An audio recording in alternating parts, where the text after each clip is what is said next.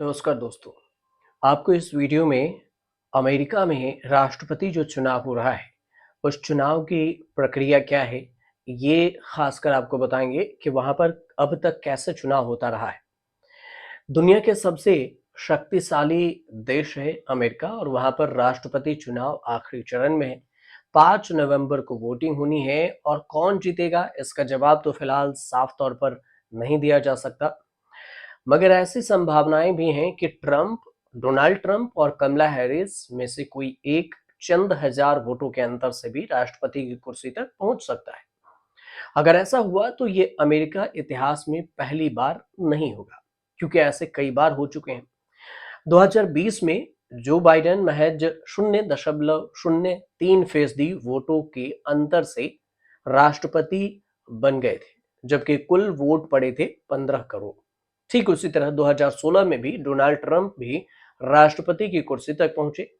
अब सवाल ये कि इस बार चुनाव में 24 करोड़ मतदाता हैं, जिसमें से 7 करोड़ से ज्यादा लोग अर्ली वोटिंग के जरिए पहले ही वोट कर चुके हैं। उनमें भी इतना कम अंतर निर्णायक बातें हैं कि इन्हीं के निर्णायक कैसे हो सकती है, इतना कम अंतर से कैसे निर्णायक फैसला हो सकता है। इसकी वजह यह है कि अमेरिका के चुनावी तंत्र का सबसे अहम और निर्णायक हिस्सा इलेक्टोरल कॉलेज है। यहां जीत का फैसला जनता के डाले गए वोटों की कुल संख्या के आधार पर नहीं, बल्कि इलेक्टोरल कॉलेज के जरिए होता है। और इनमें भी अहम हो जाते हैं 7 स्विंग स्टेट, जिसके बारे में कहा जाता है कि ये जिस भी उम्मीदवार के पाले में खड़े हो जाएं, उसका पलड़ा भारी कर सकते हैं। अमेरिका का इलेक्टोरल सिस्टम जो है उसको समझिए। इसमें कुल 538 इलेक्टर्स या फिर प्रतिनिधि कह सकते हैं आप, कि प्रतिनिधि होते हैं। हर एक राज्य की आबादी के हिसाब से इनकी संख्या तय होती है। जैसे कि कैलिफोर्निया के पास 55 इलेक्टरल हैं, तो वहीं पर वायोमिंग से 3 है। राष्ट्रपति बनने के लिए किसी भी उम्मीदवार को 270 के जादुई आंकड़े की जरूरत होती है। कुछ राज्य तो पहले से ही तय कर लेते हैं कि वो किस पार्टी को वोट देंगे, लेकिन कुछ ऐसे भी राज्य होते हैं जो किसी भी पार्टी का गढ़ नहीं है, इसलिए यहाँ किसी के भी हक में चुनाव जा सकता है। इन्हें अमेरिका के स्विंग स्टेट कहते हैं और इस बार इन स्विंग स्टेट की संख्या 7 है। मिशिगन, उसके बाद विस्कानिन और Arizona, Nevada, Georgia, North Carolina, इसके अलावा भी एक राज्य है जो 7 है। अमेरिका में कुल 50 राज्यों के 538 इलेक्टोरल कॉलेज वोट में 53 इन 7 राज्यों में से। ऐसे में ये वोट 270 के आंकड़े तक पहुंचने में काफी अहम हो जाते हैं। जो भी उम्मीदवार इन राज्यों में अच्छी बढ़त बना पाने में कामयाब होगा, वही व्हाइट हाउस की रेस में बाजी मारेगा। स्विंग स्टेट की अहमियत कैसे है, ये भी समझिए। अमेरिका में राष्ट्रपति चुनाव का विजेता अमेरिका में हमेशा से सबसे अधिक वोट लाने पर वाले उम्मीदवार नहीं होता है। हाल ही के वर्षों में देखिए तो इस सिस्टम में ये काफी आलोचना की भी बात है कि जो ज्यादा इलेक्टोरल वोट लाता है वो नहीं बनता। एक वोट की अहमियत को भी काफी कम कर देता है। दरअसल अमेरिका के 50 राज्यों में से 48 ऐसे राज्य हैं जिनमें नेब्रास्का को छोड़ दे तो इलेक्टोरल का जो चुनाव है विनर टैक्स ऑल के आधार पर होता है।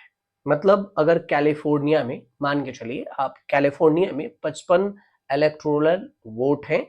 अगर ट्रंप 29 वोट लेकर आ गए तो पूरे 55 वोट्स उन्हीं के खाते में चले जाएंगे। ये ऐसा सिस्टम होता है। तो ऐसे में इस बात की आशंका रहती है कि पार्टियां स्विंग स्टेट या फिर कांटे की टक्कर वाले राज्यों में जीत हासिल कर इलेक्टोरल कॉलेज में 270 मत वोट हासिल करने में कामयाब हो जाएंगे। अब ऐसा कब कब हुआ है ये समझिए।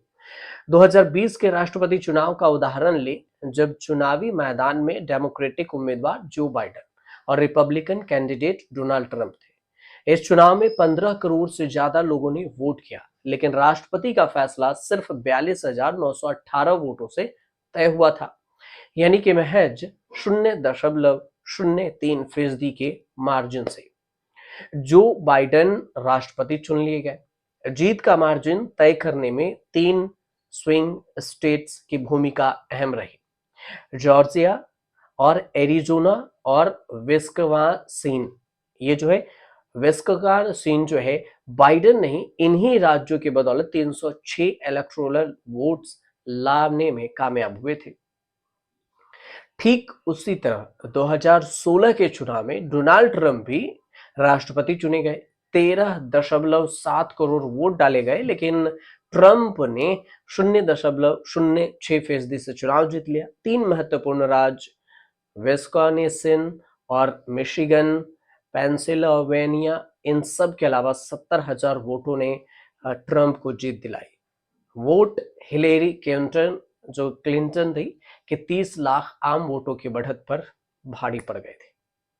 ये 2016 की बात हुई। फिर सबसे बारीकी से तय किया गया राष्ट्रपति चुनाव को याद आता है तो वो साल 2000, जब जॉर्ज डब्ल्यू बुश और अल गोर के बीच में कांटे की टक्कर थी। बुश केवल 537 वोट के मार्जिन यानी कि 0.009% से राष्ट्रपति चुने गए, जबकि 58 लाख से ज्यादा वोट डाले गए थे और उनकी जीत में फ्लोरिडा स्टेट ने अहम भूमिका निभाई।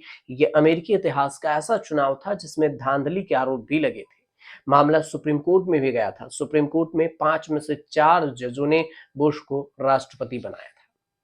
तो कुल मिलाकर कुछ ऐसे अमेरिका के चुनाव होते हैं जिसमें से ज्यादा वोट से नहीं, कुछ मार्जिन और कुछ स्टेट ये तय करते हैं कि यहाँ पर कौन हारा, कौन जीता, कौन राष्ट्रपति की कुर्सी तक बैठेगा। अब इस बार के चुनाव में ये देखना दिलचस्प होगा कि इस बार डोनाल्ड ट्रंप कमला हैरिस को कितना टक्कर देते हैं या कमला हैरिस डोनाल्ड ट्रंप को कितना टक्कर देते हैं।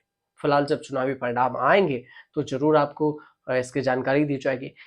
और इस वीडियो में जो आपको राष्ट्रपति चुनाव अमेरिका के थे उसके बारे में बताया। अगर कोई कंफ्यूजन हो कमेंट कीजिएगा और अच्छे लगे हो तो चैनल को सब्सक्राइब कर लीजिएगा, शेयर भी कर दीजिएगा।